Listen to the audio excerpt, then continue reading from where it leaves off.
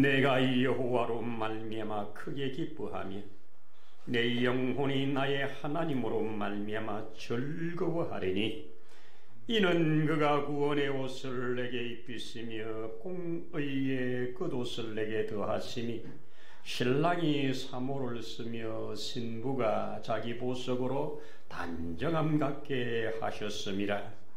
할렐루야. 이 말씀 앞에 아멘 되어지게 하시고 또 그 말씀으로 인하여 찬양할 수 있도록 우리에게 은혜 주신 것을 감사합니다. 오늘도 그 아버지 하나님 앞에 그 은혜를 힘입어 또 이 예배를 드립니다. 이 예배 가운데 성령 하나님 충만하게 하셔서 하나님 기뻐 받으시는 예배가 되도록 축복하옵소서. 모든 시종의 주의 예비하신 복으로 넉넉하게 하시기를 원하오며 우리의 주 예수님 이름으로 기도드립니다. 아멘. 아멘. 할렐루야. 감사합니다. 우리 함께 성경 열왕기하 11장 열어서 17절로 21절 한 목소리로 함께 읽도록 하겠습니다. 여호야다가 왕과 백성에게 여호와와 언약을 맺어 여호와의 백성이 되게 하고 왕과 백성 사이에도 언약을 세우게 하며 온 백성이 바알의 신당으로 가서 그 신당을 허물고 그 제단들과 우상들을 철저히 깨뜨리고 그 제단 앞에서 바알의 제사장 맏단을 죽이니라. 제사장이 관리들을 세워 여호와의 성전을 수직하게 하고 또 백부장들과 가릿사람과 호위병과 온 백성을 거느리고 왕을 인도하여 여호와의 성전에서 내려와 호위병의 문 길을 통하여 왕궁에 이르매 그가 왕의 황자에 앉으니 온 백성이 즐거워하고 온 성이 평온하더라. 아달랴를 무리가 왕궁에서 칼로 죽였더라. 요아스가 왕이 될 때에 나이가 7세였더라. 아멘. 할렐루야. 오늘도 참 좋은 날, 이렇게 복된 날 함께 예배드릴 수 있어서 감사함을 드립니다. 우리 지난 주일에 하나님 말씀 드리기에 이사야 61장 우리 11절 12절에서 우리 암송 구절로 제시를 하고 또 함께 은혜를 나누었습니다. 그 말씀을 보니까 내가 여호와로 말미암아 크게 기뻐하고 나의 영혼이 나의 하나님으로 말미암아 즐거워하리니 이는 그가 구원의 옷을 내게 입히시고 공의의 겉옷을 내게 더하시니 신랑이 사모를 쓰며 신부가 그 자기 보석으로 단정함 갖게 하셨습니다. 이렇게 말씀하셨습니다. 그리고 그 뒤에 이제 12절에 땅이 싹을 내며 동산이 거기 뿌린 것을 움돋게 함같이 여호와께서 우리에게 공의와 찬송을 열방 나라 앞에 솟아나게 하리라. 이게 우리가 하려고 애쓰는 게 아니라 솟아나게 하리라. 그래서 하나님 우리에게 구원의 속옷을 입히시고 구원의 겉옷을 입혀주셨다고 하는 이 기가 막힌 은혜를 우리가 함께 나누면서 은혜를 나누었습니다. 자, 여러분 솟아납니까? 때로는 우리가 좋은 일이 있으면 기쁨이 솟아나죠. 솟아납니다. 즐거움이 솟아납니다. 저와 여러분에게 이 구원과 즐거움이 늘 솟아나는 삶이 되어서 어둠에 붙잡히지 않는 우리 되기를 소원합니다. 아멘입니다. 오늘 우리 읽어진 말씀, 역사 속에 있었던 한 사건, 저 남유다의 아달랴라고 하는 왕이 여자 왕이 통치하고 있을 때 일어났던 한 사건을 여러분들 앞에 이 성경에 기록된 대로 소개하면서 이 말씀 속에서 언약의 백성은 언약으로 회복된다. 혹 우리가 살아가는 동안에 무너지는 것들, 또 우리를 넘어뜨리는 것들, 이런 것들이 우리 앞에 있을 때, 우리 기독교적인 용어로 시험을 받았을 때, 시험에 들렸을 때 어떻게 다시 회복되고 일어날 수 있는가? 언약의 백성은 언약으로만 일어날 수 있다. 언약의 백성은 언약 안으로 들어갈 때 다시 회복된다. 이 말씀입니다. 이 말씀을 오늘 이 본문을 통해서, 이 주어진 역사적 사건을 통해서 우리가 한번 점검하면서 조명을 받으면서 우리가 여호와의 말씀으로 받기를 소원합니다. 우리 배경을 좀 말씀드려보면, 저 북이스라엘의 7번째 왕 아합, 그의 아내, 성경에 나오는 가장 악한 여인을 말하는 이세벨인데, 아합과 이세벨의 딸 아달랴가 이 남쪽 유다에 시집을 와서 요호람이라고 하는 그 왕자에게 시집을 왔다가 요람이 왕이 됩니다. 왕이 된 후에 8년을 다스리다가 그가 그만 죽게 됩니다. 자기 남편이 죽은 다음에 그 아들을, 아하시아라고 하는 아들이 마침 22살이 된 아들이 있어 그 아들을 왕으로 세웁니다. 근데 그 왕이 자기 외삼촌, 즉 아달랴의 형제가 된 그 외삼촌이 지금 북이스라엘에서 어려움을 겪고 있다는 이야기를 듣고 거기에 신방을 합니다.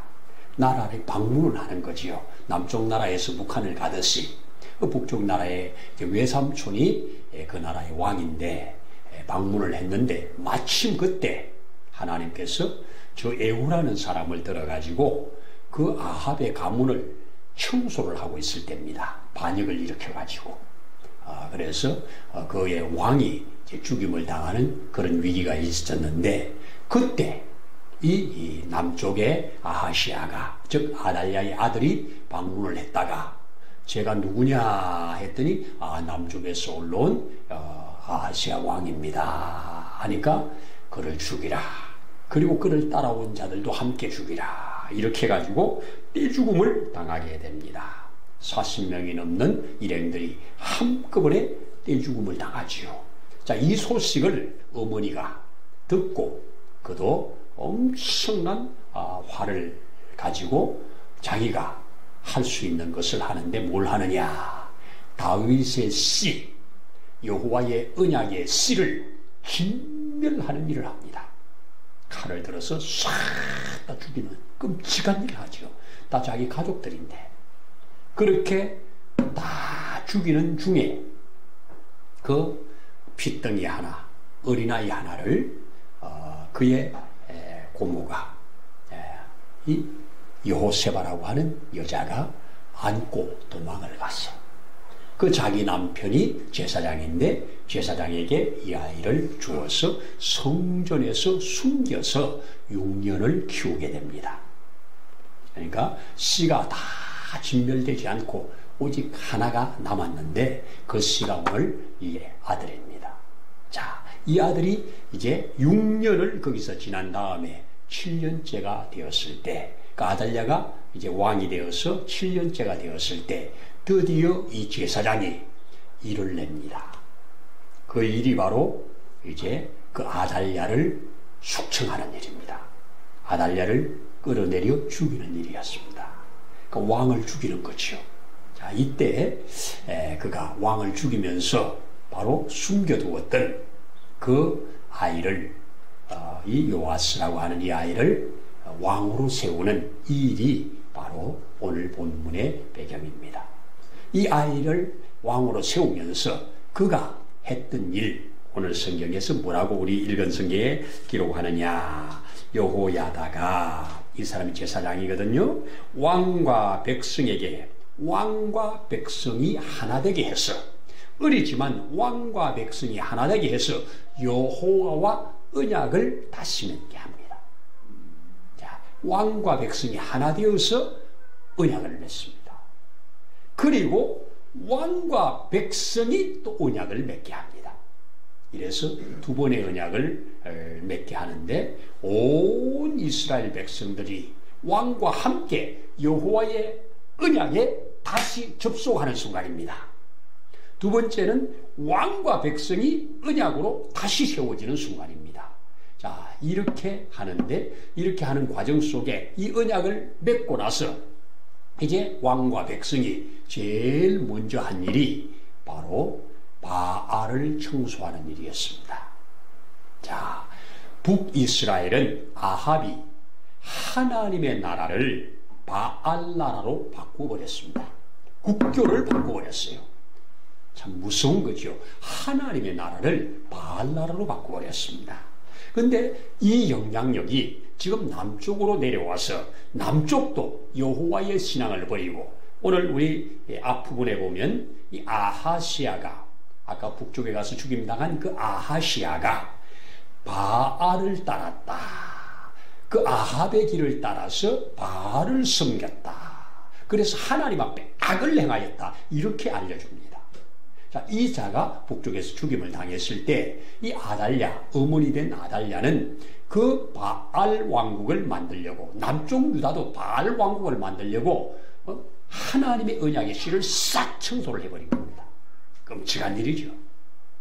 그런데 이제 역전이 되어서 하나님께서 그 제사장 여호야다를 통해서 그 숨겨놓은 아들을 왕으로 세우면서 이게 바알을 청소를 합니다. 오늘 그 청소하는 장면을 우리가 읽었는데 18절에 온 백성이 바알의 신당으로 가서 신당을 허물어버리고, 그리고 철저히 그 제단들과 우상들을 깨뜨려버리고, 그 제단 앞에서 바알의 제사장 mat단까지 죽여버리는 청소를 깨끗이 해냅니다.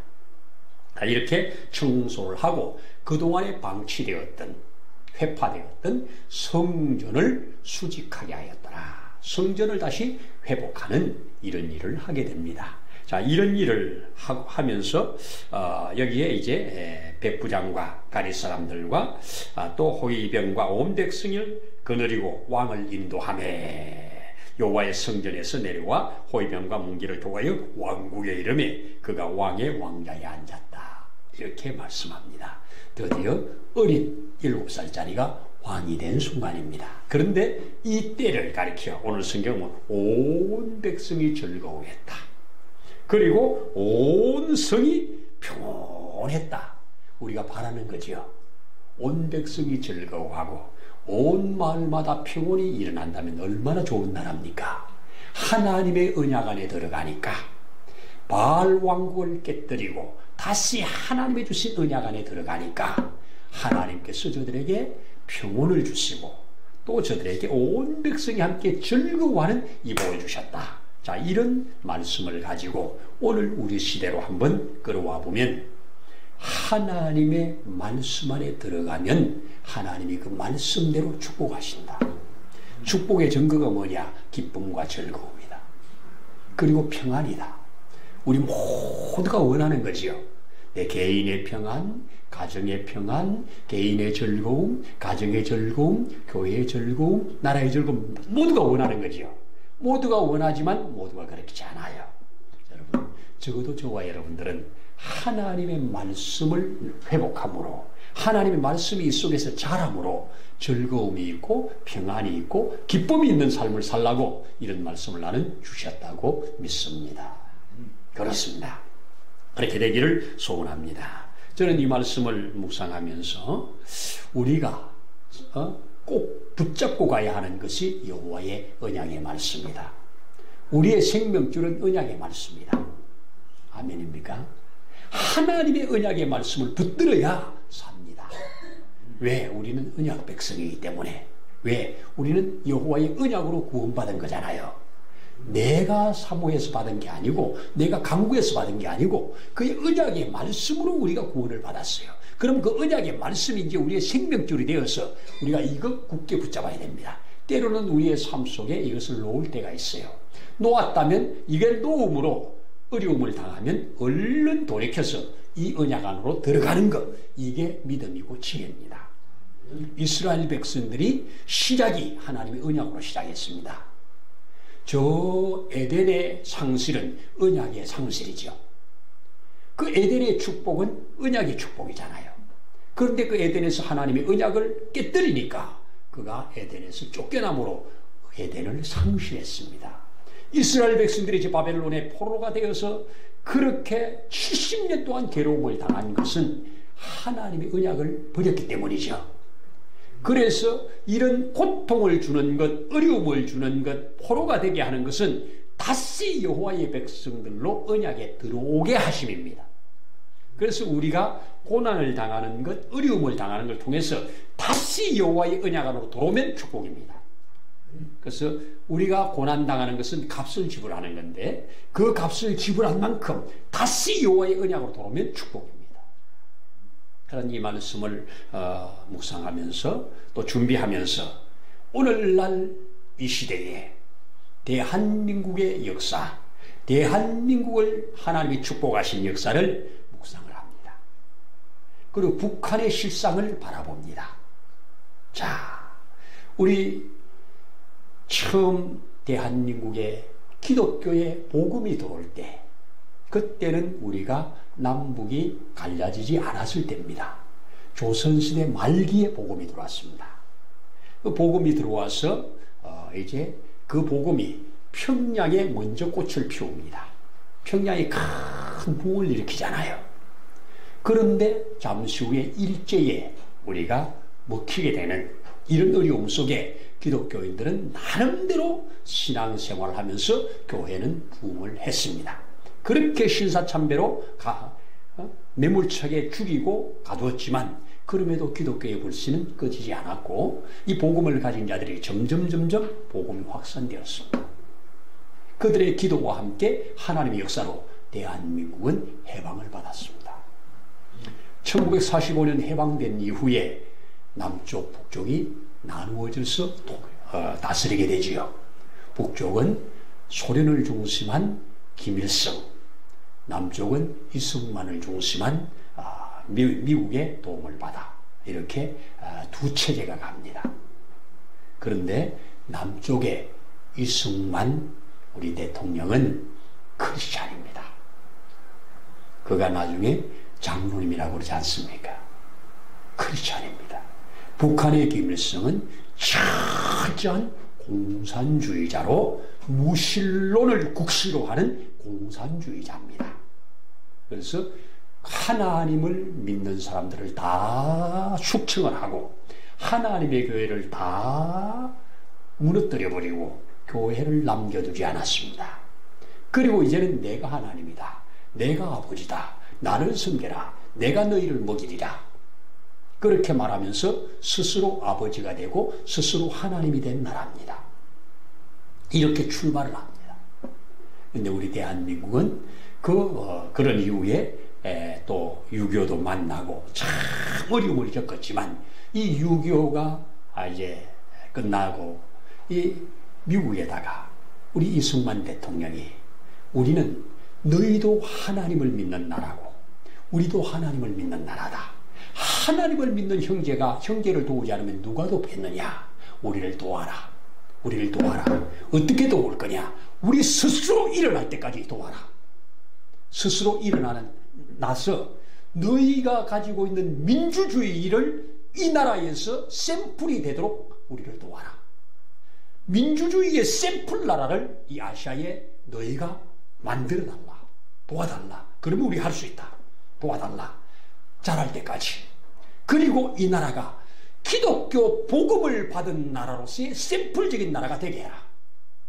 그래서 선교사들을 보내고 이 기독교적인 복음으로 풍성한 나라, 샘플 되게 해라. 이렇게 강력하게 요구를 했습니다. 근데 그 요구를 저들이 들어주셨습니다. 저들이 들어주어서 어마어마한 돈을 선교비와 그리고 의사들과 그리고 이 선교사들과 그리고 복지에 밝은 사람들 엄청난 인원들과 돈을 대한민국에 쏟아부었습니다. 그 결과 연세대학이라든지 또 뭐 각종 학교들 기독교의 선교사들을 빼놓고 말을 하기가 어렵지 않습니까? 그리고 병원들을 그들이 들어와서 참 병원을 시작하면서 오늘 대부분의 그 영향력을 받은 병원들이 다 우리나라 굴지병원들 아닙니까? 그리고 뭐 고아원이라든지 이러한 복지시설에 그들이 엄청난 돈을 쏟아붓고 기독교적인 이 마인드를 가지고 이 한국에 샘플을 만들려고 했습니다. 저는 이것이 하나님이 주신 마음이라고 생각합니다. 먼저 받은 자가 연약한 자에게 주어서 그 연약한 자가 커서 함께 한 형제로 또 다른 사람들을 돕는 이게 하나님의 언약입니다. 이 언약이 창세기 12장에서 1절로 3절에 이 언약입니다. 내가 너로 복되게 하여 천하 이 열방이 너로 말미암아 복받게 하리라. 이게 하나님이 아브라함 처음 부를 때 주셨던 말입니다. 모세가 이제 이 애굽에서 저들을 끄집어낸 후에 우리는 하나님의 백성이 될 것이고 하나님은 우리 하나님이 될 것이니 너희가 이 말에 아멘 하겠느냐. 백성들이 아멘 하는 순간 하나님의 백성이 되었습니다. 애굽의 노예 백성이 하나님의 백성이 되면서 이스라엘이 출발하는 겁니다. 언약에서 출발하는 겁니다. 할렐루야입니다. 우리나라 이승만 대통령께서 그 감옥에 있을 때 성경을 읽으면서 시편 33절 그 마지막 부분에 여호와를 자기 하나님으로 삼은 나라 곧 그 기업으로 선택된 백성은 복이 있도다. 이 말씀을 크게 마음에 가지고 우리 민족이 동방의 작은 나라지만 저 동방 끝에 저 아시아 끝에 이스라엘이 작은 나라지만 하나님을 자기 하나님으로 삼아서 저렇게 세계를 앞서간다면 이 동방의 작은 대한민국도 하나님을 자기 하나님으로 삼는다면 앞으로 하나님의 복을 받아서 세계 열방을 복되게 할 자라고 그렇게 믿었습니다. 그렇게 믿고 그가 100만 명의 크리스찬을 달라고 그러면 이 나라가 그렇게 되게 될 거라고 무릎 꿇고 기도했습니다. 그리고 그가 대통령 자리에서 물러날 때 대한민국은 100만 명 이상의 크리스찬이 있었습니다. 기도한 대로 했습니다. 양반으로서 당시 조선시대 말기 양반으로서 첫 번째 예수를 믿은 이승만 대통령께서 그렇게 기도한 대로 이 나라는 기독교적 나라가 되었습니다. 오늘날 대한민국을 주도하는 사람들 기독교 크리스찬들 아닙니까? 그런데 근래에 참 안타깝게도 무신론을 국시로 하는 북한을 추종하는 사람들, 저 러시아를 추종하는 사람들, 공산주의의 핵심 중국을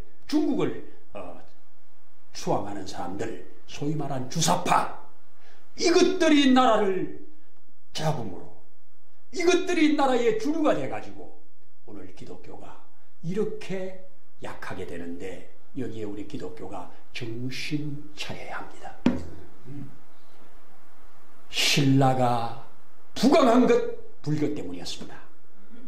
그런데 신라가 망한 것 불교 때문이었습니다. 고려가 흥한 것 불교 때문이었습니다. 그런데 고려가 망한 것 또한 불교 때문이었습니다. 조선이 흥한 것 이것은 불교가 아니라 유교 때문이었습니다. 불교를 배격하고 유교를 받아들이면서 유교 때문에 조선이 부강했습니다. 그런데 조선이 망한 것은 그 유교 때문입니다. 남존여비, 양반상놈, 철저한 계급 이런 것들이 전부 유교에서 나온 것이 이게 조선을 망하도록 했습니다. 그런데 조선 말기에 기독교가 대한민국을 다시 일어나게 하고 오늘 이 시대에 세계를 앞서가는 이런 나라가 되게 한 것 기독교를 빼놓고 말할 수 없습니다. 그런데 오늘 다시 우리 대한민국이 무너지면 기독교 때문에 망했다고 소리를 들을 수밖에 없습니다. 왜? 하나님의 관심이 자기 백성, 이 언약의 백성들을 붙들고 역사하는데 언약을 포기하고 언약에서 떠나면 하나님이 떠나면 망하는 겁니다. 이게 성경의 역사고 이게 기독교의 역사입니다. 저는 바라봅니다. 세계 선교의 역사를 근래에 누가 이 축을 이루고 있었느냐? 미국이었습니다. 미국은 전 세계에 선교사를 어마어마하게 보냈습니다. 우리나라에도 그 선교사들이 엄청나게 들어왔습니다. 전 세계에 이 선교배를 무지하게 갖다가 퍼부었습니다. 그런데 오늘날 그 선교축이 미국이 전 세계를 감당하던 이 선교축이 지금 남미 쪽으로 돈을 쏟아붓고 선교사를 보냅니다. 그래서 남미의 부흥이 일어나고 있습니다. 이들이 아시아에서 발을 빼버렸습니다. 캄보디아에서, 베트남에서, 태국에서, 필리핀에서 발을 빼버렸습니다.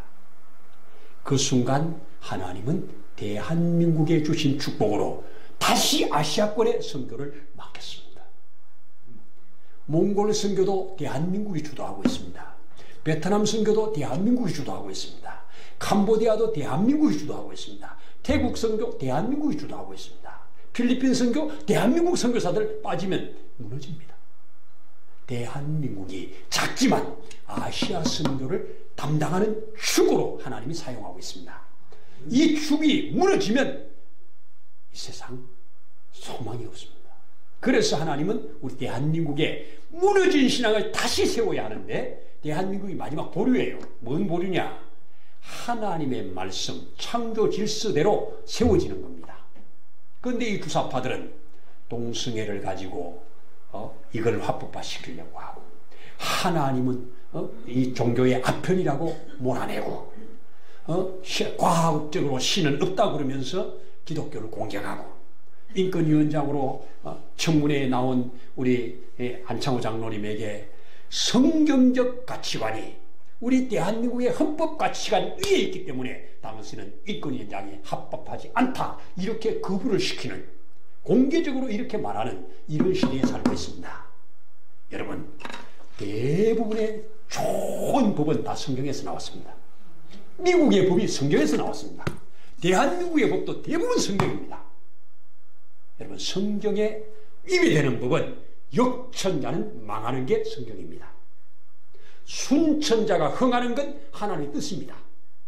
이게 하나님의 방법이에요. 대한민국 지금 이렇게 무너져가는 이 사단이 역사해가는 거짓이 왕노릇하는 이런 시대에 교회가 깨어나야 됩니다. 교회가 함께 거기에 동조해 가면 같이 망하는 거예요. 그래서 우리 손현보 목사님께서 앞장서서 지금 이런 것을 우리가 한번 같이 모여서 하나님께 부르짖어 기도하고 왜 이스라엘 백성들이 어려울 때 미스바에 사무엘이 미스바로 모이라 함께 여호와께 부르짖자 그 순간 기류가 바뀌잖아요. 대한민국의 영적 기류가 회복돼야 됩니다. 기독교의 이 진리가 점점 약해지니까 소리가 약해지니까 이단들이 이렇게 극성을 피웁니다. 사이비들이 이렇게 극성을 피웁니다. 거짓 것들이 이렇게 극성을 피웁니다. 여러분 이 나라는 진리 위에 서야 합니다. 복음 위에 서야 합니다. 언약 안에 서야 합니다. 그러면 하나님이 이 나라를 축복하십니다. 이 나라가 그렇게 어려운 시대에 주여 주여 부르짖으면서 하나님의 은혜를 이렇게 받았다면 받은 이 은혜를 가지고 다시 하나님 앞에 까먹지 말고 이것으로 하나님의 주어진 사명을 감당한다면 저와 여러분 우리나라는 주님 올 때까지 복되게 쓰일 거라고 나는 믿습니다. 아멘 아닙니까? 아멘입니다. 아무리 내가 아니라고 해도 성경이 그렇다면 아멘할 수 있어야 그리스도인입니다. 난 참 근래에 감사한 것 중에 하나가 또 일본이 지금 총리가 되신 분이 크리스찬이 총리가 됐습니다. 참 전에도 있었는지 모르겠어요. 4대째 예수 믿는 사람입니다. 그는 나는 신앙적으로 이렇게 많은 사람들에게 아픔을 준 저 신사에게 나는 개인적 신앙적으로 그에게 참배할 수 없다. 신사 참배를 안 하는 사람입니다. 총리가 돼도 안 하는 사람입니다. 그래서 그는 4번이나 총리에 나왔지만 3번 떨어지고 4번째 된 사람입니다. 그게 4대째 그 외할아버지가 목사님이셨습니다. 그는 자기 신앙을 확고히 하는 사람입니다. 간증할 때마다 그는 기도할 때마다 나의 잘못됨이 있으면 주님의 뜻 앞에 비침을 받게 하시고 고치게 해달라고 그리고 일본이 많은 사람에게 아픔을 준 것은 돌이켜야 된다고 독일을 보라고 독일이 아프게 한 자들한테 지금도 돌이키면서 가서 그들에게 배상을 하고 회개를 하지 않나요? 우리도 그렇게 돼야 일본이 바뀐다고 극우자들에게는 죽임당할 사람이잖아요. 그런데 자기 신앙을 그렇게 고백하는 것 나는 참으로 좋은 일본이 만났다고 생각을 합니다. 하나님 주신 은혜라고 생각을 하는데요. 참 일본은 800만 신을 섬기는 나라입니다. 800만 신이 있어요. 신이. 그런데 우리 대한민국의 이 신앙적인 것들이 일본으로 좀 잘 이렇게 가서 오히려 역이 일어나서 일본인이 우리보다 훨씬 복음을 먼저 받았거든요. 근데 지금 저러니까 우리 일본 선교도 대한민국에 우리 앞서가신 저 하영주 목사님께서 얼마나 많이 갖다 쏟아부은지 모릅니다. 오카는 목사님께서 얼마나 많이 쏟아부은지 모릅니다. 조영규 목사님도 일본 가서 직접 설교하려고 일본어를 능통할 때까지 연습하고 훈련해가지고 일본 가서 얼마나 일본 사람들을 깨우면서 일본어로 설교를 했습니까? 여러분, 대한민국이 아시아 선교의 주도입니다. 중국이 이거 못합니다. 이 중국이 지금 대한민국 선교사를 자꾸 추방하는데요. 드러나는데 쪽쪽 추방을 하는데요. 저 하나님의 진노를 받을 겁니다. 선교사들이 들어가 있는 게 축복입니다. 들어가 있는 게 축복이에요. 여러분, 세계 선교는, 세계 사람들은 대한민국을 바라보고 있습니다. 이거 하려면 대한민국 안에서 정화가 일어나야 돼요. 정화가 일어나는 일은 하나님의 언약 안에 들어가는 일입니다. 우리 젊은 친구들도 마찬가지예요. 시대가 그런데, 시대가 그런 게 아니고 성경이 그런데 해야 합니다. 적어도 예수 믿는 사람들은 성경이 그런데 그러면 아멘 하는 겁니다. 세상이 그런데, 시대가 그런데 그거는 세상 풍조를 따르는 겁니다. 우리는 성경으로 돌아가야 합니다. 이 요아스 시대, 이 아달랴가 이렇게 악한 자로서 전 나라를 바알 천국으로 만드는 이 기가 막힌 시대에 한 사람 제사장 여호야다가 이렇게 대개혁을 일으켜 이렇게 무너진 것을 회복시키는 이 역사로 말미암아 온 백성이 평온하였더라. 온 백성이 즐거워하였더라. 이 은혜가 오늘 이 시대 우리 대한민국에 주어지기를 소원하는 마음으로, 기도하는 마음으로 이 말씀을 여러분과 나눕니다. 연애의 길을 소원합니다. 기도해서 우리 것으로 아멘 하십시다. 아멘입니다. 기도하겠습니다. 주님, 감사합니다. 우리는 주의 약속하신 말씀 위에서 우리가 영원토록 주를 찬송하는 삶이 되기를 원합니다. 주여, 소리 높여서 주께 찬양하는 삶이 되기를 원합니다. 우리의 주신 언약을 붙들고 그 언약 안에서 언약을 이루어감으로 하나님의 크고 놀라운 역사들을 이어가는 우리 나라, 우리 민족, 우리 교회, 우리 가정, 우리 자신들 되어지도록 축복하옵소서. 그리하여 주실 예수님 이름으로 기도드립니다. 아멘. 이제는 우리를 영원한 저주에서 속량해내어 하나님 앞에 거룩한 백성으로 삼아내신 우리의 주 예수님의 크신 은혜와 하나님 아버지의 무한하신 사랑하심과 보혜사 성령님의 때를 따라 도우시는 놀라운 증거의 역사가 오늘 이곳에 함께 머리 숙인 사랑하는 심령 위에, 가정 위에, 세우신 몸된 교회 위에, 이 나라 위에 이제로부터 영원토록 함께 하시기를 간절히 축원하옵나이다. 아멘.